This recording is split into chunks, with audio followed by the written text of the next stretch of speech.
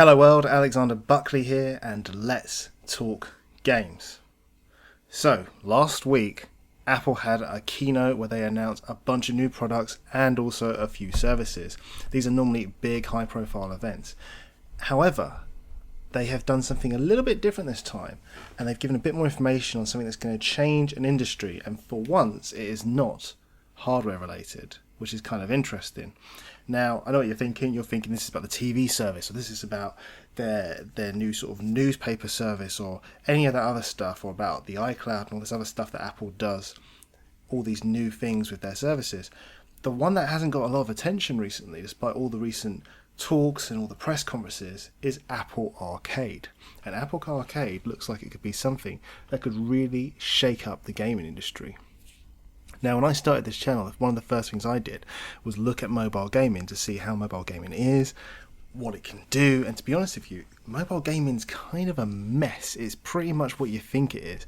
It's very hit and miss. A lot of the games that are any good basically cost a lot of money, and they're not, even then, they're not always optimized the right way. Performance can vary depending on what phone you're using or what tablet you're using, and sometimes they support controllers, sometimes they don't. The whole thing is kind of messy, and on top of all of that, you have this weird thing where they've kind of built in almost a loot box system, so you can get a few things here, but then you have to pay for like costume changes and really sort of little tiny things that shouldn't really charge for. I mean, this is nothing new in the gaming industry. They have a weird obsession at the moment with charging everyone for everything under the sun. So with that in mind, how does Apple get involved with all this? Well, Apple announced something called Apple Arcade, and essentially what this is a gaming streaming service. It's kind of like an all-you-can-access thing. So I mean, the most important thing is by the time you watch this, it'll be out, and just to let you know, I'm going to be getting it, I'm going to be reviewing it, but they basically announced in their sort of keynote, they finally gave some more information on it, because we'd heard about it but it was kind of vague. They said there'll be games, you'll pay for them, you'll be able to have access to everything. So now we've got a bit more information, we can actually dive a bit deeper into what Apple Arcade is and how it's going to affect the gaming industry. So the idea is it's a subscription service, you subscribe to it and you get unlimited access to 100 plus new games that will roll out later this year in one subscription. That's what they say. Sounds good so far. These games will work on obviously all Apple devices, so they'll work on your iPhone, your iPad, your Mac, and of course your TV if you have Apple TV. So some of the key features that they have been promoting. You have one subscription, you can play everything you want, so it's not like you're paying for the game. That's the best way to put this. It's not the Google Stadia model of like you have to pay to be able to access the service and then pay for the game on top of that. It's just you pay one fee and then you can play all the games you want. There are no adverts. Now this is a big thing, because when I was doing my mobile games, I mentioned how obtrusive and how dominant the adverts can be. So this is a big thing. They've got no adverts in any of these games. That's amazing. You can download to play them online or offline, which is another big key feature. Some of the games that I've tested, you need an internet connection just to get them to boot up, even though you've got it, all the data's already on your phone. It needs an internet connection just to sort of authorize it or whatever, but it's letting you download the games, play it online or offline. They're also doing a handoff system, which is basically allowing you to start a game on an iPhone and then carry it on an iPad or a Mac or an Apple TV. So they're basically trying to make it as simple as possible. You could, in theory, start a game on your way home from work, and then when you get home and you've got a bit more work to do on your laptop, when you finish that, you can literally just hand off from your phone to your laptop or even to your TV and just carry on playing. And the big thing about it as well, which is kind of interesting, is you can share this subscription with up to 5 family members. So one subscription, 5 family members. So that kind of just covers you straight off the bat. If you're a parent and you've got a couple of kids, you wouldn't need to get them an individual subscription. You could just be like, hey, here we go. That's it. Just pay for this and then you're done, you're sorted. And they are committed to privacy as well, which is a very big Apple thing. They're not going to sort of encroach and see what your usage is and all that type of stuff, which is all nice. So those 6 key features there are really important. And straight off the bat, before you even dig any more into this, it's completely different to anything else to do with mobile gaming. It's cleaner, it's simpler, there's no adverts, you're paying a one-off fee and you're getting a lot of access to a few games. Now, of course, a gaming service needs to have good games, and this is where things have got a bit sort of, people question this and go, well, what games are going to be on there? How do we know what they're going to be doing, what they're going to be providing? And it turns out they've been making deals with gaming companies and developers to develop games specifically for this platform, which is an excellent idea. So we're not going to be getting access to some of the stuff that's already on the App Store. There should be some new games and new content that's coming out made exclusively for the platform, which sounds exciting. There were some big developers named in that. I know Sega was one of the companies that was named into it, Konami as well. So it's not like they're small developers, but we're going to have to wait and see for the service to come out to see if this is something that the games hold up. Are they going to be any better or not? They have a few games on their website already. They've got Where the Cards Fall, which they've described it as a puzzle game and a coming-of-age story. And graphically, it looks good. The trailer looks amazing, which looks quite nice. So it'll be interesting to see how that actually plays, because you can't really tell from a trailer, because you don't know what is actually the gameplay like, and then what is the actual movie like. What's that? You've got The Pathless, which they call it a mythical adventure. So again, very, very sort of open worldy, but if it's going to play like that, we don't actually know until we get it.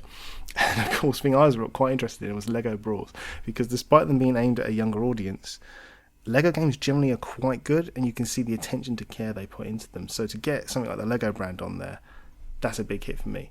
So I'm really looking forward to seeing how this all develops, and I think this is really going to shake up the mobile gaming industry, because at the moment the whole thing is really messy, because I've had some fantastic experiences while doing the mobile gaming testing, and I've had some absolutely awful ones, and there was no sort of consistency to it.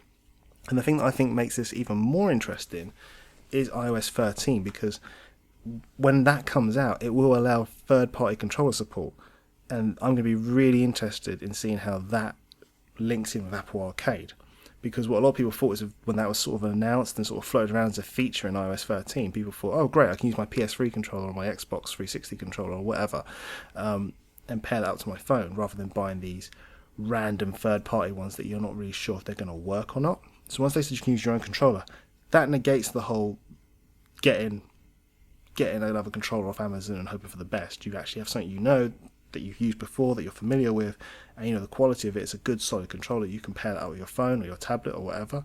Fantastic. So that's going to make a big difference as well. So it's interesting. And then you find out the price. It's $4.99 a month, and you get a 1 month free trial. So just think about that for a second. The average mobile game is sort of knocking between £5 and £12. And if you want something like the, I mean, I'm not knocking them for this because I think it's totally worth it. If you want something like GTA or Bully, they're a little bit more expensive, but you are considering, you know, you've got to consider that that's an entire full big AAA title. Well, it was a AAA title on the older generation of consoles. So, I mean, $4.99 to have access to over 100 new games? That's an insanely good deal if the games hold up. I mean, to be honest with you, you just need one or two killer apps, and they've done it. They've smashed it out of the park. And that's the thing. I mean, it really comes down to how good are the games going to be. Because if the games are rubbish, this whole service falls apart straight away. But yeah, I'm going to be testing it to see how it works. I'm also going to be waiting for iOS 13 to come out so I can test it with controllers as well and see how the game holds up.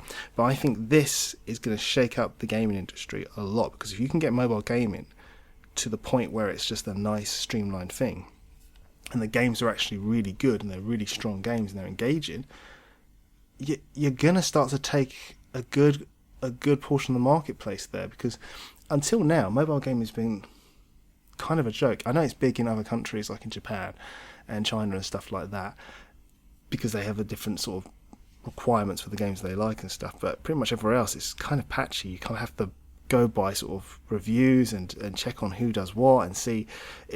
Games vary wildly.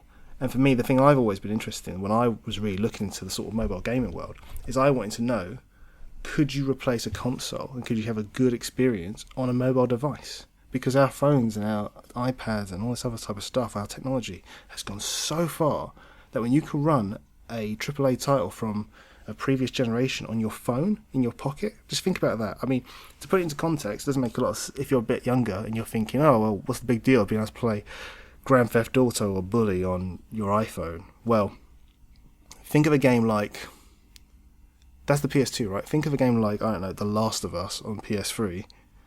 We could get to the point that something like that could be run or be playable on an actual mobile device. Obviously not now. I mean, I'm talking in the future. If phones keep developing at the pace they're going at, that's quite plausible. But that's almost that would have been unthinkable to even consider. Now that does seem like an outlandish statement, but that's the point I'm trying to make, that we're looking at a few generations of consoles ago. We're now getting to the stage we're about to move into another generation of consoles. You know, these older games, they might be able to get emulated, which is kind of insane to think about. So yeah, I'm really excited for this, and I always talk about it because I think there's been a lot of people just sort of brushing this under the carpet and going, well, it's, you know, this is the problem when Apple announces stuff.